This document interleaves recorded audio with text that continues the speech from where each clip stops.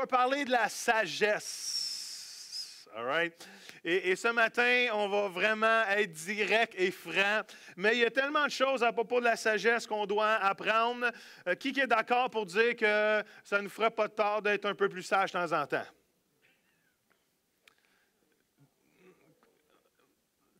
Ma gang. All right, parfait. À la fin, on s'en reparlera à la fin. Alors, le titre du message, la série s'appelle Plus. Dites-le avec moi, plus sage. All right? Je ne sais pas s'il faut prononcer le S, mais en tout cas, plus sage. Mais le titre de ce message ce matin, c'est la sagesse pour les nuls. Vous connaissez ces livres-là? Vous connaissez les livres? Les livres, moi, il y en a beaucoup. Il faudrait que je lise, comme le bricolage pour les nuls ou la réparation pour les nuls ou les choses comme ça. Il y en aurait beaucoup, il faudrait que je lise. Et il y a aussi en anglais, c'est The Idiot's Guide to Wisdom, okay? Le guide pour idiot pour la sagesse. Alors, choisissez ce que vous voulez. Mais le titre du message ce matin, c'est La sagesse pour les nuls. All right?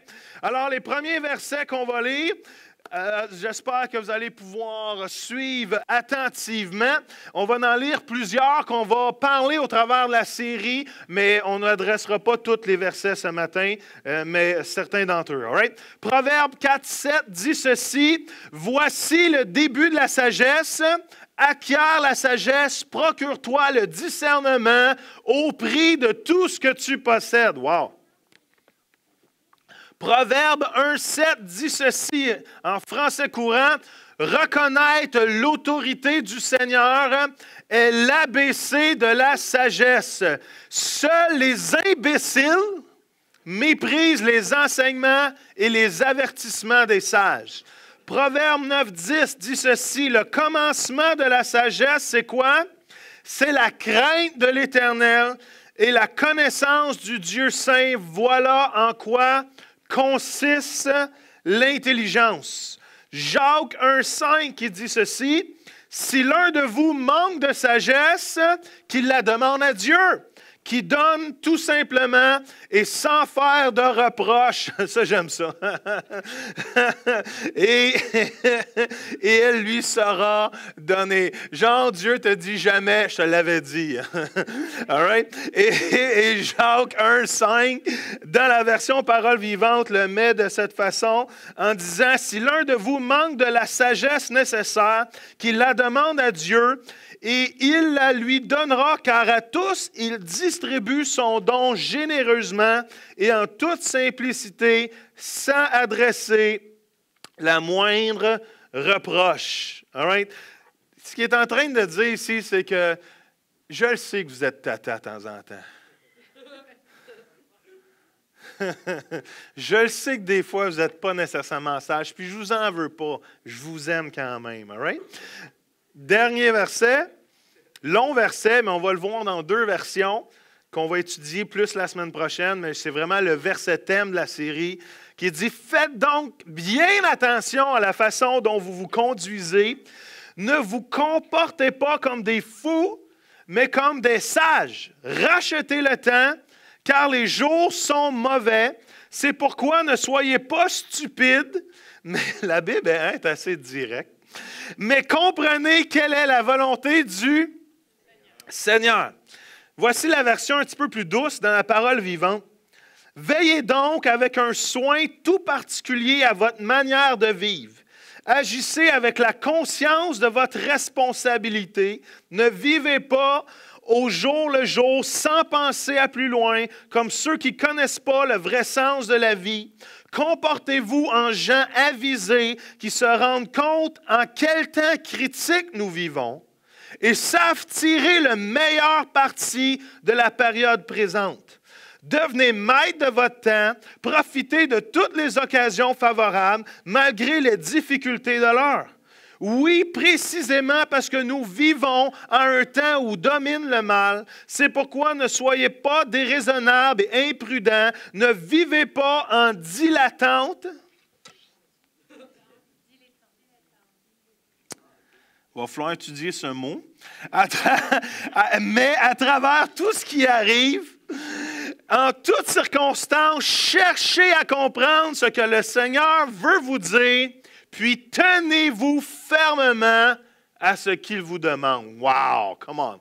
Seigneur, on veut juste te remercier parce que c'est une nouvelle année, un nouveau temps, quelque chose, Seigneur, Seigneur, même si ça n'a pas nécessairement, c'est un calendrier, Seigneur, mais on veut quand même profiter de ces changements de date pour dire, Seigneur, y a-t-il quelque chose de nouveau qui est pour moi ce matin? Il y a quelque chose de nouveau pour moi pour 2015. Et Seigneur, je te demande ce matin, c'est que cette Église soit marquée par plus de sagesse, Seigneur. Que chaque individu, Seigneur, soit, Seigneur, un porteur de sagesse divine qui change non seulement nos vies personnelles, mais les vies autour de nous. Tout le monde dit qu'ils sont d'accord avec ça, peut se dire Amen.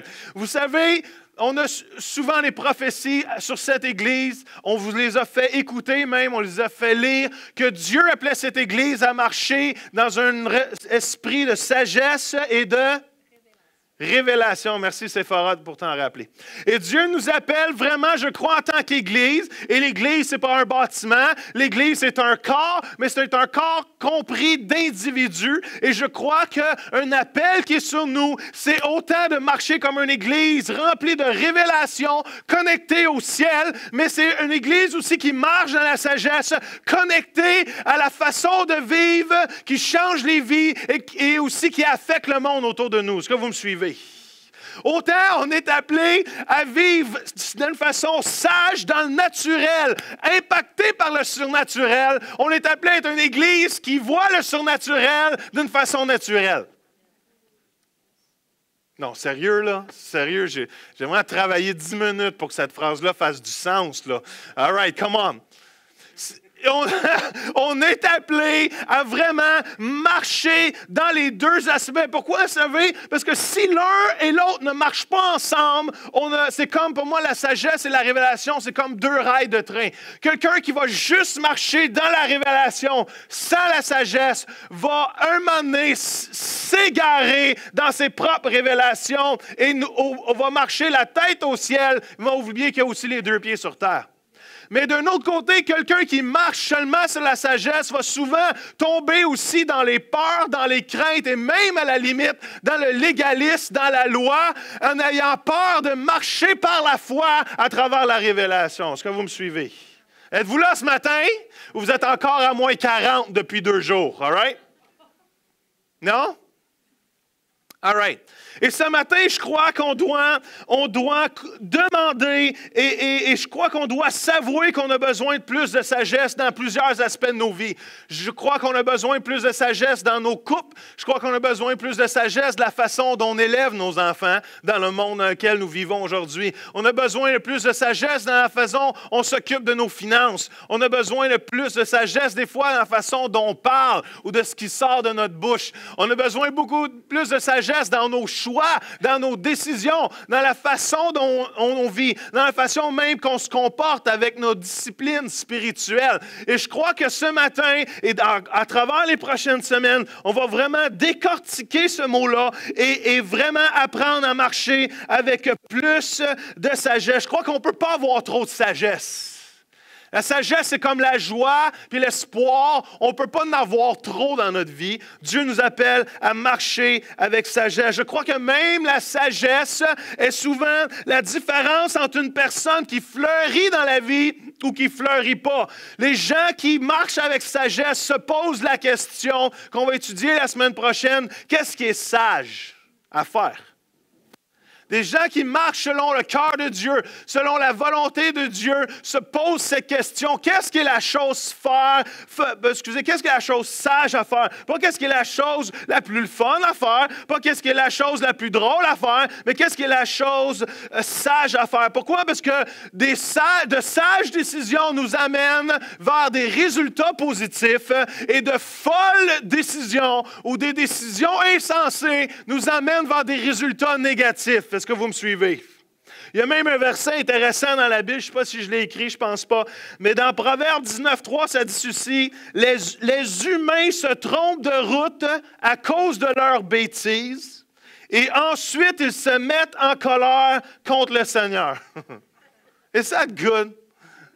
Les gens se trompent de route. Les humains marchent selon leur propre façon de voir la vie. Les humains ne s'arrêtent pas pour marcher avec sagesse et ils s'aperçoivent qu'ils se trompent de route et mettent le blâme sur Dieu. Come on. Vous savez, la sagesse est souvent la différence entre quelqu'un qui marche sur le chemin ou sur... Pause ici.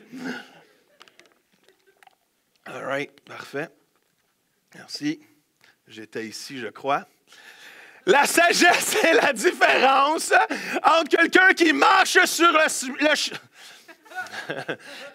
les chemises de l'archiduchesse sont-elles chèches?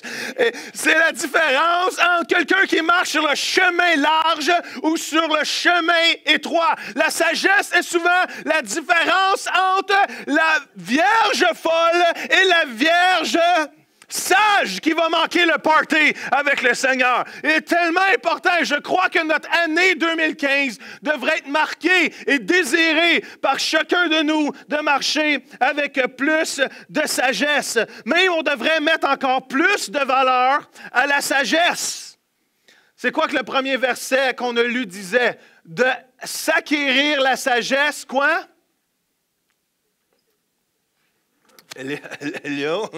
De s'acquérir la sagesse à tout prix.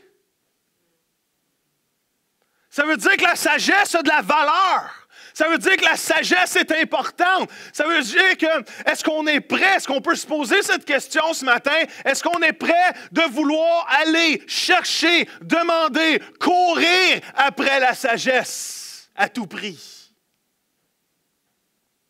Est-ce que vous êtes prêts? La sagesse, par exemple, elle ne s'achète pas au dépanneur près de chez vous ou en gros chez Costco, en caisse de 12. La sagesse s'acquiert au prix de la prière. La sagesse s'acquiert au prix de chercher la face de Dieu et de lui demander sa révélation. La sagesse s'acquiert au prix de demander au Seigneur, comme il nous dit en Jacques, si vous en manque la sagesse, demande-moi-en. Praise the Lord, my wife. Demandez-moi-en. Je vais vous en donner gratuitement. Puis je ne vous ferai même pas sentir cheap pour.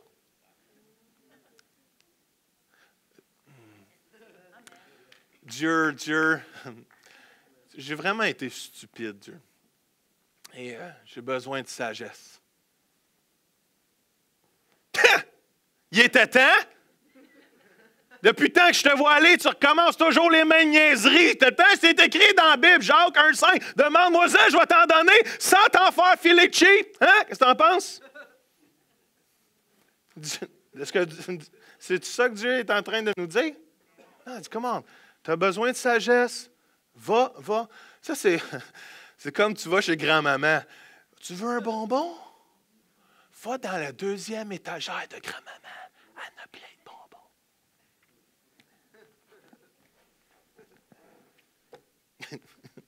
Je la trouvais bonne, mais on repassera. Demandez pour plus de sagesse, plaît au Seigneur. Écoute, dans 1 Roi, on a cette histoire incroyable. 1 Roi 3, c'est Salomon. Il devient roi d'Israël. Il remplace David, son père. Et dans un songe, Dieu vient et lui pose cette question. Il lui dit, Salomon, qu'est-ce que tu veux? Je te le donne. Qui aimerait ça, vraiment avoir ce songe-là ce soir? Et Dieu lui dit, comment, Jonathan, demande-moi ce que tu veux, je te le donne. Honnêtement, là, qui répondrait plus de sagesse? Sérieux, là, sérieux. On peut-tu être honnête? C'est pas le premier mot qui nous vient dans la tête, là. Hein? La majorité d'entre nous, soit qu'on demanderait une guérison, soit qu'on demanderait peut-être un upgrade financier, peu importe, des choses comme ça, que mon couple aille mieux, mais sagesse n'est pas la première choix de réponse, all right? Et c'est ce que Salomon répond, et Dieu est vraiment excité à la réponse de Salomon. Dieu est béni, il dit, wow, comment? Dieu il dit, je suis tellement content que tu me demandes ça. Non seulement je vais te faire la personne la plus sage que cette planète n'a jamais portée, je vais donner quelque chose en bonus. Comme quand tu vas chez IGA. Puis tu fais une épicerie à 50 $, ils te donnent un jus de fruits en bonus. C'est juste pour vous mettre ça en contexte d'aujourd'hui, all right? Et Moïse, pas Moïse, mais avançons de quelques années, Salomon, il répond ceci, il dit, je veux de la sagesse, et Dieu, il dit, come on, il dit, à cause que tu me demandais ça, pour les autres, je vais te donner ce que tu aurais pu avoir pour toi. Je vais te rajouter la sagesse, je vais te rajouter la gloire, je vais te rajouter l'honneur, parce que tu n'as pas cherché à avoir quelque chose pour te remplir, toi, ou te satisfaire, toi, te demander la sagesse du discernement et la capacité de discerner entre le bien et le mal pour le bien des autres autour de toi. Come on. Ça plaît à Dieu de demander pour plus de sagesse. Parce que Dieu, il amène un bonus avec ça. Vous savez, on pourrait dire ceci, la sagesse rapporte des bénéfices. Il y a des bénéfices à la sagesse. Proverbe 3,16 dit ceci, comme il est écrit en haut. Ça dit que, je vais le lire, ça dit qu'une longue vie est dans sa main droite, en parlant de la sagesse, et dans sa gauche se trouve la richesse et la gloire. Comment? La sagesse arrive, quand je demande pour plus de sagesse, ça dit qu'elle arrive avec un paquet d'épicerie, avec dans la main gauche la longue vie et dans la main droite les richesses et la gloire. Comment? La richesse, j'ai de la misère avec le C et le H ce matin. La lettre du jour. Et à chaque fois que la sagesse arrive dans ma vie, elle ne vient pas tout seul. Comment? Quand je dis sagesse, quand je dis sagesse, vient rentre dans ma vie, elle vient avec des bonus. Come on. Qui aime les bonus? La sagesse vient avec des richesses. Pas juste de la richesse financière, mais à cause que je suis plus sage, à cause que je suis sage, il y a beaucoup de S dans mon message ce matin, à cause que je suis sage, je vais travailler plus fort. À cause que je suis sage, je vais économiser, je vais éliminer mes dettes. Je n'irai pas jouer ma paye au Casino de Montréal. Je vais être sage, c'est pour ça que je vais être plus riche. À cause que je suis sage, je vais avoir de la longévité de vie. Pourquoi? Parce que je suis pas assez tata pour me pitcher du toit de ma maison dans ma piscine congelée en pensant que je vais passer au travers. J'ai failli vous faire jouer une vidéo des gens les plus stupides sur cette planète. Et c'était 7 minutes. Après 2 minutes, j'étais des crampes au ventre de voir comment on peut être stupide dans la vie. Il y a même une vidéo de 18 minutes de temps de juste de personnes qui se plantent en pleine face. Je n'ai pas le temps de vous faire écouter ça ce matin, mais si on veut une longue vie, évitez ces niaiseries-là. All right? Il y a même un père, quelqu'un m'a envoyé cette vidéo-là cette semaine. Il y a un père pour arracher la dent de son fils. Il a attaché la dent de son fils après une balle de golf et il a soigné la balle de golf attachée. Ça a marché, ça a marché. Le fils avait vraiment peur. Le fils a saigné pas mal la bouche, mais ça a marché. Mais y a-t-il du monde stupide dans la vie? Non, j'aime assez le golf, mais j'aime plus mon fils. Right? La protection, vous savez pourquoi?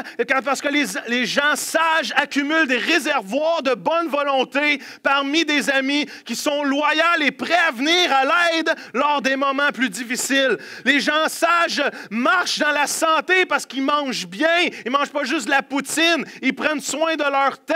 Et, ils évitent les dépendances. Et aussi, ils déposent leurs inquiétudes aux pieds de Jésus. Amen. Et non seulement les sages ont tout ça, mais la sagesse vient avec une bonne réputation parce que les gens sages gagnent le respect et honorent leur famille et leurs amis. Comment?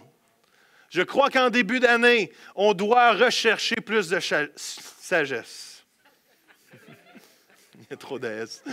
On doit rechercher, demander, êtes-vous prêts ce matin à payer le prix nécessaire pour marcher avec sagesse? Je suis sûr que chacun d'entre nous, si on pouvait peut-être prendre la DeLorean Hein? Pour retourner dans le passé et effacer une de nos niaiseries ou de mauvaises décisions qu'on sait qu'on a fait ou de choix que peut-être on ne ferait pas aujourd'hui, tout le monde, je pense qu'on serait prêt à le faire. Séphora a dit plusieurs fois. C'est pas parce que je veux répéter ce qu'elle a dit, mais j'ai trouvé ça intéressant. Elle ne rentre pas travailler mardi. Mais avant qu'on commence à étudier la sagesse, all right? Il faut qu'on ait un peu de fun. Okay? Avant de découvrir comment marcher avec plus de sagesse, avant de découvrir comment l'appliquer, dans divers aspects de nos vies, il faut aussi découvrir les options à la sagesse. Okay? Parce que Salomon et les Proverbes, vous savez, le livre des Proverbes, le livre d'Ecclésiaste est dans les livres les plus sages que ce monde n'a jamais portés. Même encore aujourd'hui, le livre des Proverbes est truffé de sagesse, de révélations incroyables. C'est pour ça que je vous ai lancé par Facebook il y a 2 jours, si vous l'avez vu ou pas vu, l'idée de lire les Proverbes pour le prochain mois. OK? C'est le défi que je vous lance ce matin en tant que pasteur à mon église préférée. Comme si je n'avais un autre, mais à mon église préférée, le prochain mois, lisez un chapitre par jour des Proverbes. Êtes-vous capable de faire ça? All right? En commençant par le 1, parce que c'est lui qu'on va parler ce matin. Mais non seulement Salomon nous parle du sage, mais il nous donne 3 autres options au sage. Il nous donne 3 autres personnages dans tout le livre des Proverbes qui n'est pas le sage. All right? Et on va le découvrir ensemble. Salomon, il est en train de nous démontrer d'une façon que si je m'éloigne de la sagesse, je suis en train de me diriger vers d'autres choses. All right? Si je m'éloigne de me comporter sagement, je me rapproche de d'autres comportements. Si je ne choisis pas la sagesse d'une façon intentionnelle, je vais me retrouver d'une façon accidentelle à opter pour les autres façons de vivre. All right? Mais je dois vous avertir. Est-ce que je peux vous avertir? Ça se peut que je vous offense dans les prochaines minutes. All right? Ça se peut qu'il y a des choses que je dise qui ne vous plaisent pas. All right? Ça peut même que certains d'entre vous, dans votre tête, vous vous ostinez avec moi. All right? Et que vous avez le goût de vous défendre à la fin du message pour des petites choses, petites crottes. All right? Mais dans l'ensemble, vous allez voir que les proverbes ont pas mal raison. Puis si ça vous tente d'être frustré après quelqu'un, bien, cherchez le courriel à Salomon et écrivez-lui, OK? Le premier personnage que Salomon nous présente, c'est le naïf. All right? Je ne sais pas si tout le monde voit bien. C'est le naïf. Le naïf, c'est pas qu'il n'aime pas la sagesse. Le naïf, c'est pas qu'il est niaiseux. Le naïf, c'est pas qu'il essaie de détruire sa vie. Le naïf, c'est juste qu'il ne connaît pas mieux. Tu sais? Dans le fond, le naïf, il n'a pas assez vécu encore. Il ne connaît pas ce que peut-être les gens plus âgés savent déjà parce qu'ils l'ont appris, parce qu'ils ont de l'expérience. Il y a même un verset qui nous parle de ça, c'est tellement extraordinaire. On va le lire tantôt. Mais le naïf, c'est pas qu'il veut faire des mauvaises choses, c'est pas qu'il est méchant, c'est juste qu'il n'a pas vécu assez longtemps. C'est juste qu'il manque un petit peu d'expérience dans la vie. C'est comme quand tu as 15 ans, puis il y a un gars qui dit qu'il t'aime.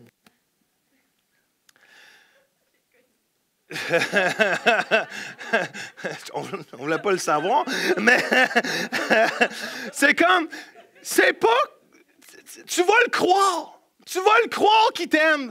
C'est pas que tu es méchant. C'est pas que tu veux détruire ta vie. Le problème, c'est que tu as 15 ans. Puis, même s'il dit qu'il t'aime, il a 15 ans lui aussi. J'espère qu'il n'y a pas 20, en tout cas. Puis il ne sait même pas c'est quoi.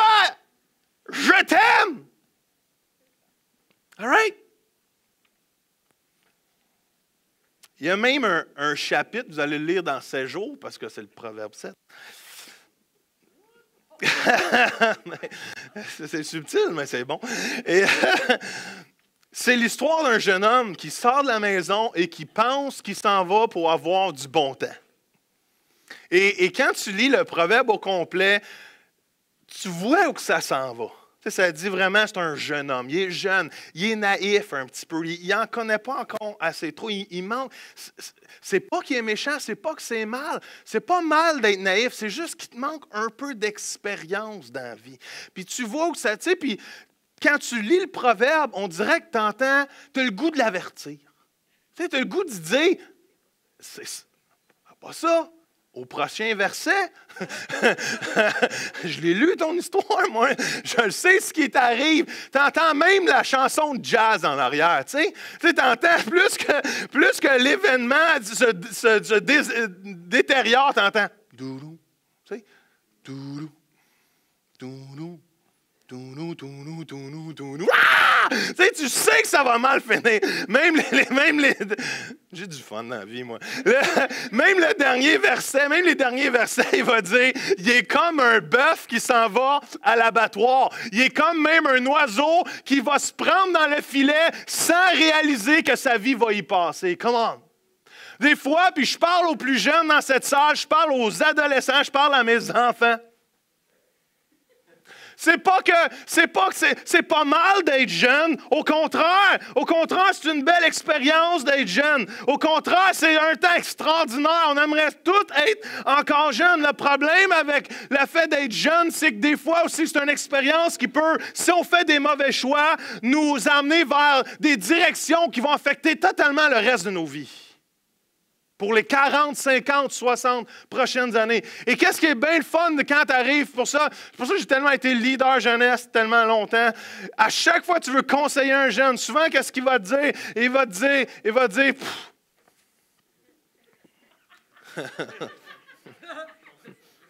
dire, ça ne m'arrivera pas, ça, à moi. Voyons donc, t'exagères. Calme-toi, le père, là. Hein? Va prendre ton Beauvril. Ça ne m'arrivera pas, ces affaires-là. Ça arrive juste aux autres. Fais-moi confiance. Je te le dis, si tu vas dans cette direction-là, ça va pas bien aller. Hein? Tu l'as fait, toi? Mon écœurant. J'ai osé te raconter ma vie. J'aurais dû jamais. C'est pas, mais justement, on est là, c'est ça, on est plein de compassion, plein d'amour pour la jeune génération. On dit, oui, justement, je l'ai fait, puis je veux t'éviter la même chose que moi j'ai fait. Je veux pas que tu passes par ça. Pourquoi les jeunes sont insouciants? Pourquoi les jeunes sont naïfs? Et j'ose pas mettre d'âge, parce que des fois, ça monte plus haut. OK?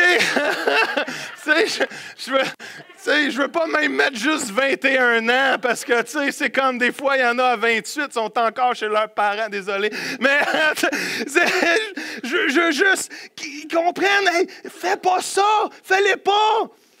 Ça ira pas bien. Fais-moi confiance.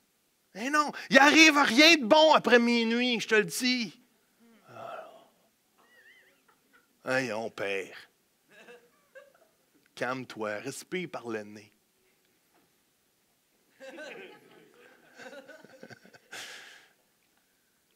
On aimerait ça tellement vous le dire, que vous soyez consciencieux, que vous réalisez que des choix, ça prend juste une mauvaise décision qui impacte le reste de votre vie et qui peut avoir des conséquences négatives ou positives. Honnêtement, les jeunes, j'ai des jeunes dans cette salle en bas de 36 ans. Honnêtement, on rêverait tous de savoir ce qu'on sait présentement, mais retourner à 20 ans. Non, y en a-tu? Y en a-tu qui seraient restés à l'école plus longtemps? Il y a des femmes qui regardent leur mari présentement, c'est pas ça que je parle. Mais, all right. Mais on aimerait ça parce que vous êtes cool les jeunes. C'est cool d'être jeune. C'est vraiment le fun. Et moi, j'aimerais ça être encore à 38 ans. J'aimerais ça. C'est cool d'être jeune, c'est le fun les jeunes. Vous pouvez porter du linge que moi, je ne peux pas porter. Moi, mon père, quand même Mario, il a la preuve un matin. Moi, mon père, il portait sa chemise quand il était jeune avec 2 boutons défaits. Parce que pour eux, c'était cool de montrer un peu de poil. C'était viril. C'était viril. Excusez, j'en ai un peu moi aussi, mais c'était viril quand le shaggy sortait. Tu sais. Quand le toupet était plus là que là, c'était extraordinaire. Puis nous, notre génération, on a dit, papa, t'as vraiment l'air tata. Et on a monté un bouton. On a monté un bouton, là, c'est cool. Non, on est comme juste cool, on est moitié. Mario, il y a 2 boutons. Mais Mario, il est correct, il a mis un chandail en dessous parce qu'il a compris. Et ben nous, on a juste un bouton. Je regarde même M. Chose, je pense qu'il y a 2 boutons de défaite. Et puis, mais nous, on a un bouton. Pourquoi? Parce qu'on est comme moitié chic puis moitié cool. Mais la nouvelle génération, eux autres, ils attachent ça jusqu'en haut. Puis ils se trouvent cool d'avoir l'air de quelqu'un qui a une chemise, pas de cravate. Puis moi, quand je mets ça, j'ai vraiment l'impression d'être un clown. J'ai vraiment l'impression. Mais pour les jeunes, c'est correct. Mais savez-vous quoi? C'est pas parce que vous êtes jeune, puis que vous pouvez avoir du fun, puis vous avez... Excusez, mais je manque d'air. C'est pas parce que vous pouvez aller au Tim Hortons pendant 24 heures à rien faire, puis chatter, puis faire puis être sur l'ordinateur, puis lire des livres, vous n'avez pas de responsabilité, que ça vous empêche, à cause de votre naïveté, de gâcher le reste de votre vie. Parce qu'un des privilèges d'être jeune, c'est que vous pouvez avoir les 2. Ce que nous, on n'a plus. On a la sagesse, peut-être, on a de l'expérience, mais la jeunesse, elle est partie. Surtout le matin. Alors, les jeunes, soyez pas trop orgueilleux pour demander des conseils. Come on. Soyez pas trop orgueilleux, passez par-dessus votre orgueil pour demander de la sagesse. Puis dire, papa, maman, ou quelqu'un que vous respectez dans votre vie, papa, maman, et leur dire, qu'est-ce qui serait sage à faire dans telle ou telle situation. Comment êtes-vous là ce matin? Je parle à plein de jeunes dans les bancs vides ici. J'ai écrit ceci. Excusez, je n'ai pas fait avancer le PowerPoint. Ça dit, j'ai dit, n'échangez pas pour ce que vous voulez le plus pour ce que vous voulez présentement. Est-ce que vous comprenez ce que je vous dis? Échangez pas ce que vous voulez le plus, les rêves, la destinée de Dieu pour votre vie, l'appel de Dieu sur votre vie, sur peut-être que vous aimeriez avoir présentement. Allô? Échangez pas votre vie de pureté sexuelle pour une fille qui se présente ou un gars de 17 ans qui vous dit « je t'aime », mais dans le fond, il n'a aucune idée de ce qu'il vous dit. Le deuxième, c'est le fou. Le fou, je me dépêche. Le fou, il n'est pas naïf. Le fou, il sait qu'il fait des erreurs. Le fou, il sait ce qu'il doit faire. Le fou, il a l'expérience, mais le fou, il a un problème. Je pense que je suis déconnecté, je ne charge pas chargeable. Le fou, il a un problème, c'est qu'il sent... Vous allez répéter ça. Le fou, il a un problème, c'est qu'il sent fou. Il sait le fou, il sait qu'il ne devrait pas faire ça, il sait qu'il ne devrait pas répéter la même chose, mais il s'en fout. Pourquoi? Parce que c'est pas moi. Ouais. C'est ma vie. Mêle-toi de tes affaires, c'est ma vie. Oui, mais tu t'as pas remarqué la dernière fois que tu as fait ça, là, tu t'en vas dans la même direction. Tu te rappelles pas ce qui est arrivé la dernière fois que tu as fait ça? Hey, je le sais, j'étais là, j'ai toujours été là les jours de ma vie. Je sais ce qui m'est arrivé dans le passé, mais je m'en fous.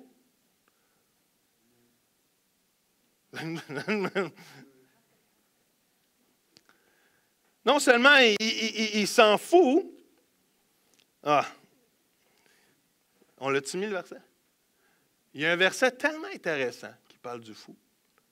Proverbe 26, 11 dit ceci, un fou recommence ses bêtises, comme un chien mange de nouveau ce qu'il a vomi. On peut-tu juste faire une pause, là? Puis penser à ça 2 secondes? Hein? mais ça dit, ça dit Proverbe 10, 23 dans la version Martin, ça dit c'est comme un jeu, une plaisanterie au fou de faire quelques méchancetés. Il sait que c'est pas correct, il sait qu'il ne devrait pas leur faire, mais c'est plaisant. C'est pas du vomi, c'est du fun. Mais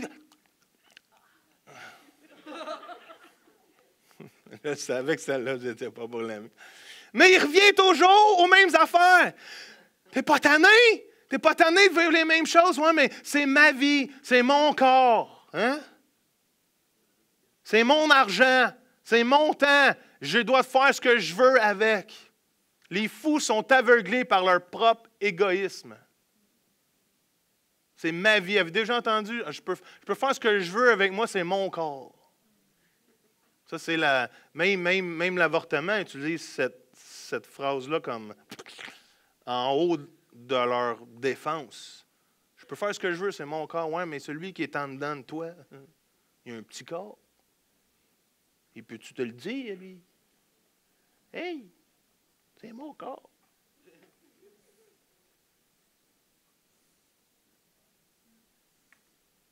Hey, j'ai vraiment un moment de réflexion sociale. Après vous, pasteur. Le problème avec le fou, c'est qu'il y a toujours des dommages collatéraux au fou. Le fou, il s'en fout. Fait qu'il pense que ça ne fera pas de mal. Si ça ne fait pas de mal à personne, bien, je peux bien le faire. Hein? Je vais m'éclater, je vais faire ce que je pense, ça ne fait pas de mal à personne. Le problème, c'est que ça fait toujours mal à quelqu'un. Même, il y a un verset qui dit ceci, « Celui qui fréquente les sages devient sage, mais celui qui se plaît avec les insensés s'en trouve mal. » Tu es en train de dire, ce verset-là est en train de nous dire, celui qui se tient avec le sage va devenir sage, mais celui qui se tient avec le fou aussi, il va s'en trouver mal. Parce que le fou répète toujours les mêmes gaffes. Le fou se comporte d'une telle façon que même s'il ne veut pas blesser les gens autour de lui, sa femme va en souffrir, son mari va en souffrir, ses enfants vont en souffrir, ses parents vont en souffrir, ses amis vont en souffrir. Parce qu'il y a toujours des dommages collatéraux aux actions du fou. « Ah, ben je n'ai pas fait exprès, c'est mes affaires de toute façon, ils ont juste à se foutre de moi eux autres aussi, c'est ma vie, c'est leur vie, dérange-moi pas, je te dérange pas. » Ça ne marche pas de même. Il y a toujours quelqu'un qui va être blessé. Que ce soit les gens que tu aimes ou les gens qui t'aiment, il y a toujours quelqu'un qui va être blessé. Le dernier, c'est le moqueur. Et le moqueur, ce n'est pas juste celui qui raconte des jokes. Le moqueur, c'est comme le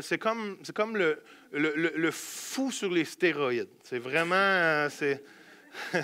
le moqueur, c'est une coche de plus. Le moqueur, c'est celui que non seulement il s'en fout de la sagesse, il s'en fout de la différence entre le bien et le mal. Non seulement il s'en fout, il va se moquer, puis il va ridiculiser tous ceux qui voudraient essayer de découvrir la sagesse. Ce genre de personne-là est très difficile à vivre avec. Peut-être que, j'espère que vous n'êtes pas marié à quelqu'un comme ça, ou j'espère que ce n'est pas votre boss ou whatever, parce que je vous plains. Parce que le fou, se plaît à se penser pour la personne la plus sage dans la salle. Et quand toi, tu essaies de parler de toi, de tes émotions, le moqueur est très contrôlant. Le moqueur est très abaissant. Le moqueur est très dégradant. Et au moment que tu essaies de dire ton opinion, essaies de parler de ton cœur, essaies de rechercher la sagesse, non seulement le moqueur ne veut rien savoir de la sagesse, il va te faire filer cheap pour essayer d'être sage puis marcher dans la bonne direction. Même il y a un verset qui dit, puis c'est assez intéressant, ça dit ceci, ça dit « Celui qui instruit le moqueur récolte le mépris. » Si tu essayes de parler à un moqueur, il va tout de suite te rentrer dedans. Probablement parce qu'il est insécure, parce que les plus grands moqueurs, c'est les gens les plus insécures. Probablement parce que soit qu'il a été blessé, pour X raisons, que ça l'a amené à être comme ça. Mais au moment que tu confrontes un moqueur avec la sagesse, au lieu de t'écouter, il va se moquer de toi et il va te mépriser. Celui qui reprend le méchant s'attire les insultes. Ne reprends pas le moqueur si tu ne veux pas qu'il te déteste, mais reprends le sage et il t'aimera. Wow! J'ai écrit ceci. J'ai dit, vous savez, le naïf va apprendre avec le temps. Parce que plus qu'on vieillit, plus qu'on apprend. D'accord avec ça? Le fou apprend à la dure par ses erreurs. Et des fois, ce n'est pas juste une fois, c'est 2 fois, c'est 3 fois, c'est 4 fois. Mais le moqueur est très dur à corriger. Pas selon Dieu, mais selon la sagesse. Ça prend une intervention divine de la part de Dieu pour changer le moqueur. Ce n'est pas la sagesse qui va le faire, parce qu'il va s'en moquer. Mais Dieu peut changer les cœurs. Amen. J'ai écrit ceci, corrige le naïf. Je crois que vous l'avez, non? J'ai dit, corrige le naïf, il ne va pas te comprendre. Corrige le fou, il va t'ignorer. Corrige le moqueur, il va te détester. Mais comme le dernier verset le dit, corrige le sage, il va t'aimer. On peut être franc 2 secondes? Il n'y a pas beaucoup d'entre nous qui aiment la correction. Hello? Alors, faire corriger nos devoirs puis avoir un 80 %, ça passe. Mais quand quelqu'un vient te confronter puis te dit, peut-être que tu n'aurais pas dû agir de cette façon-là. Souvent, on va répondre, même en tant que chrétien, comme un naïf, comme un fou ou comme un moqueur. Ouais, mais pasteur Joël, inquiète-toi pas, moi, c'est arrivé aux autres, mais moi, je suis plus fort que ça. Moi, je suis différent. Moi, je suis un chrétien fort. Je ne tomberai pas dans ces affaires-là que l'autre. C'est pas parce que je flirte avec l'autre que je vais coucher avec, franchement. Ça arrive juste aux autres, ça. Hello?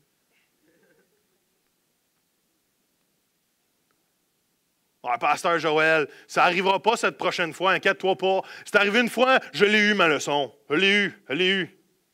Je le sais. Puis il retourne à la même place. Pourquoi? Parce que le fou.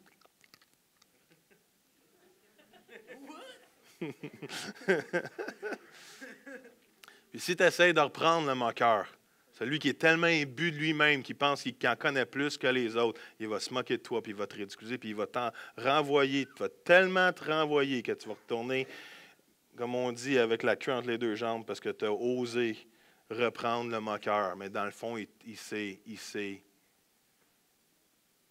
revengé sur toi. Mais le sage, il va t'aimer. Pasteur Joël, merci de m'avoir dit ce que tu m'as dit. C'est dur à prendre. Je grince des dents présentement. J'aurais le goût de crier au meurtre, de sortir par la fenêtre. J'aurais le goût peut-être même de t'insulter et t'envoyer un texto ou un Facebook pour te dire comment je te aime.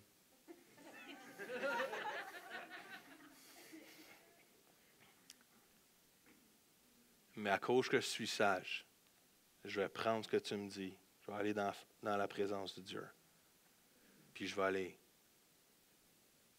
essayer de mettre ça en pratique. Hello? OK, je finis avec ça. Le premier pas vers être plus sage. OK? C'est Proverbe 1, vous allez le lire ce soir parce que vous allez tous commencer à lire. Pray. Dieu est bon. J'aime tellement des brebis obéissantes qui écoutent la voix de leur berger. Salomon, il parle de la sagesse dans Proverbe 1, puis il la décrit comme une femme qui crie dans la ville. Et il décrit la sagesse comme étant justement cette femme-là qui crie, il dit « Hey, venez à moi, tous ceux qui voulaient de la sagesse, et je vais vous en donner. Est-ce que vous voulez être plus sage? Venez à moi, j'en ai pour vous. Come on! Qui veut être plus sage? J'en ai pour vous. » Et la sagesse crie de cette façon-là aujourd'hui. La sagesse crie dans ce monde. Come on! Je pense qu'on a tous vu les nouvelles cette semaine. S'entends-tu que quelque part la sagesse, elle crie? Comment? Pourquoi vous êtes humain et vous agissez de cette façon-là? Comment? Pourquoi vous vous détestez de cette façon-là? Pourquoi vous agissez de telle manière? La sagesse crie dans les rues de Paris, pour ne pas nommer une ville. Mais Proverbe 1, 20 dit ceci, c'est vraiment bon, ça dit « La sagesse crie dans les rues, elle parle tout haut sur les places, elle appelle à l'entrée des endroits bruyants, aux portes de la ville, elle fait entendre ses paroles, et elle dit ceci, « Jusqu'à quand, vous qui manquez d'expérience, aimerez-vous la naïveté? » Pour ceux qui nous ont demandé ce que je disais était dans la Bible ou pas. Jusqu'à quand aimerez-vous la naïveté? Jusqu'à quand les moqueurs trouveront-ils leur plaisir dans la moquerie? Et les hommes stupides ou les fous détesteront-ils la connaissance? Et ces deux mots-là nous frappent ce matin. Ces deux mots-là me frappent ce matin. C'est jusqu'à quand? Il est en train de nous dire, t'es pas tanné, en bon québécois. T'es pas tanné. T'es pas tanné de revivre les mêmes niaiseries. T'es pas tanné d'avoir une vie qui tourne en rond, puis que tu refais les mêmes gaffes, puis les mêmes erreurs. T'es pas tanné que 2015 recommence comme 2014 a fini. T'es pas tanné de revivre les mêmes blessures. Jusqu'à quand? Jusqu'à quand tu vas être fou? Jusqu'à quand tu vas être naïf? Jusqu'à quand tu vas être stupide? Jusqu'à quand tu vas être moqueur? Je sais ce que je dis peut être offensant, mais Boswell, c'est pas moi qui l'ai écrit. Puis honnêtement, si on est franc avec nous, il a raison. Il a bien raison. Jusqu'à quand? Jusqu'à quand on va répéter puis retourner à notre vomi? Jusqu'à quand on va refaire les mêmes péchés? Jusqu'à quand on va prendre les mêmes décisions qui nous emmènent dans le même cycle de vie, qui nous ramènent cycle de vie? On a l'air d'une laveuse sécheuse, Boswell, de vie. Puis on est là, il y en a qui sont sur le slow, il y en a qui sont sur l'extra sec, peu importe, ça tourne. Puis c'est la même affaire, Come on! Les jeunes, jusqu'à quand vous allez être naïfs et pas écouter la sagesse? Je suis tanné. Je peux-tu vous ouvrir mon cœur? Je suis tanné de voir le monde avaler nos jeunes. Les détruire, les abuser, les désabuser, les faire perdre leurs rêves, leur virginité et les relancer sur la plage de la vie, toutes poquées, qui ne savent plus quoi faire, qui sont addictifs, dépendants de la drogue, de l'alcool, de la pornographie. Come on! Jusqu'à quand? Jusqu'à quand? Jusqu'à quand on va laisser nos jeunes se fréquenter? Ça dit quoi? Si ça dit que le fou, il blesse, puis le verset qui dit, come on, les mauvaises compagnies corrompent les bonnes mœurs, come on. Jusqu'à quand on va laisser nos jeunes fréquenter des gens qui ne devraient pas fréquenter?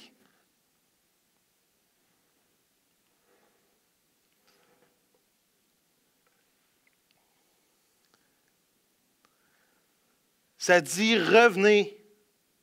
Verset 23, je pense que vous l'avez en haut, ça dit revenez. Repens-toi, change de direction. Vous savez, le seul espoir Le seul espoir pour le naïf, le fou et le moqueur, c'est la repentance. Change de chemin. Fais plus la même affaire que tu faisais. La repentance, c'est pas dire je m'excuse, parce que le fou, il s'excuse éternellement. Oh, je m'excuse, je ne le ferai plus. Oh, je m'excuse, je ne le ferai plus. Oh, je m'excuse, je ne le ferai plus. Ça fait 25 ans, tu me dis ça? Oh, je m'excuse. Come on. Jusqu'à quand? Jusqu'à quand? Le moqueur doit réaliser qu'il n'est pas tout seul dans la salle et qu'il n'est pas le plus intelligent. Le fou doit arrêter de s'en foutre. Puis que la vie n'est pas juste à propos de lui. Puis le jeune est naïf, même s'il n'y a rien de mal à être jeune. On voudrait tous être jeunes. On voudrait tous... Moi, si je pourrais être jeune et sage, il y a tellement de choses que je ferais différent. Excepté marier ma femme. On n'est même pas là pour l'entendre. J'ai manqué des herlousses, là.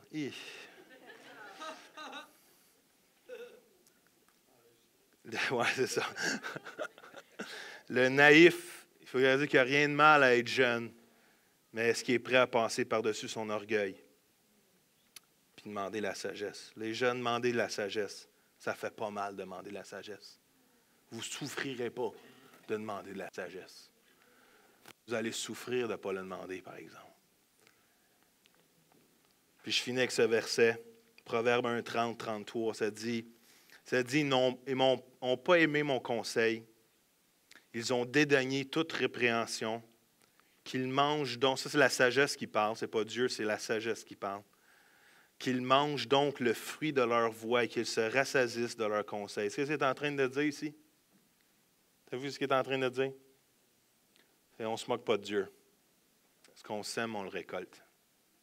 Allô? On ne se moque pas de Dieu. Ce qu'on sème, on le récolte.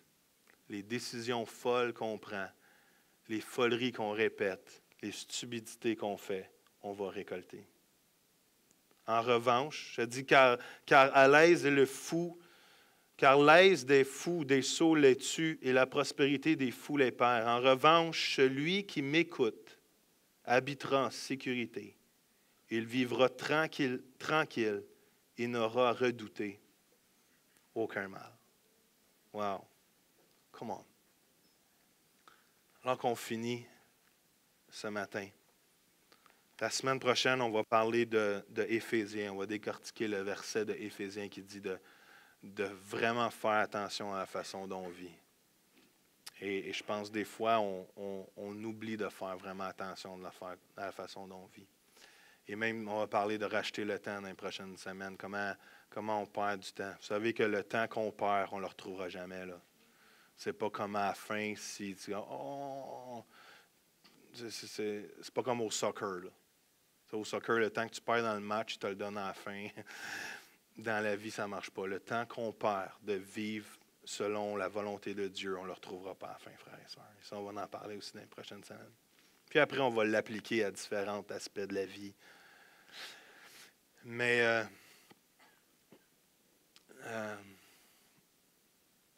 moi, cette série de messages-là, je l'applique à moi. Je l'ai préparée pour moi. Ça fait déjà 3-4 mois que je savais que j'étais pour prêcher là-dessus. Je n'avais pas préparé mes messages, mais je savais que quelque part en 2015, autant on prêche de marcher avec révélation, autant il faut prêcher de marcher avec sagesse. Et si les deux viennent ensemble, on va être des cocktails Molotov spirituels. On va vraiment éclater dans les deux sphères, surnaturelles et naturelles. On va être un impact majeur. Amen. Et c'est un appel très large, mais si vous me dites, Pasteur Joël, moi, je sens que mon année 2015 devrait être marquée avec plus de sagesse, bien, juste levez-vous debout parce que je veux qu'on prie ensemble, parce que moi, je suis debout déjà. Je serais assis, je me relèverais. Mais je veux que ma vie 2015 soit marquée avec plus de sagesse. Et dans les prochaines semaines, on va prendre le temps de faire des appels en avant et imposer les mains aux gens. Mais, yes, God. C'est une sage décision Alléluia. Papa, Seigneur, tu dis que un esprit de sagesse nous est disponible dans Philippiens, Seigneur. Éphésiens 1,15, excusez. Ça dit qu'un esprit de sagesse et de révélation nous est disponible.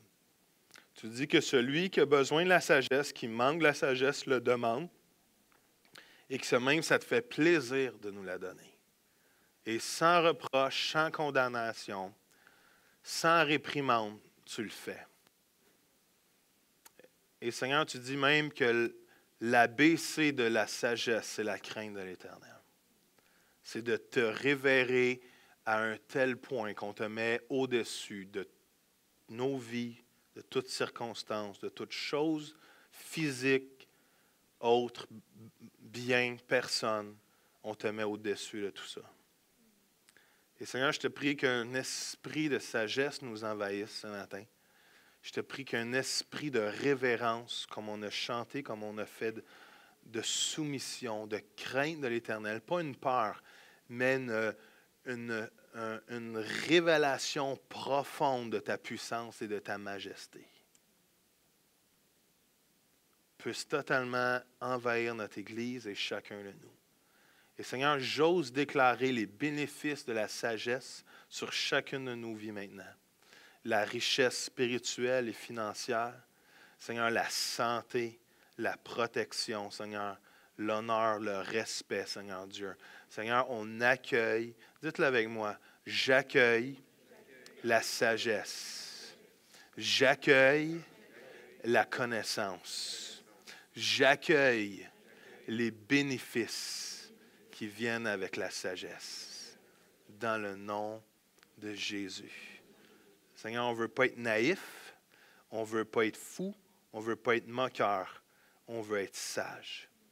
Seigneur, en terminant, je te demande de faire une chose bien précise. C'est de briser tout esprit de rébellion dans notre cœur qui se refute la correction, qui refute le conseil.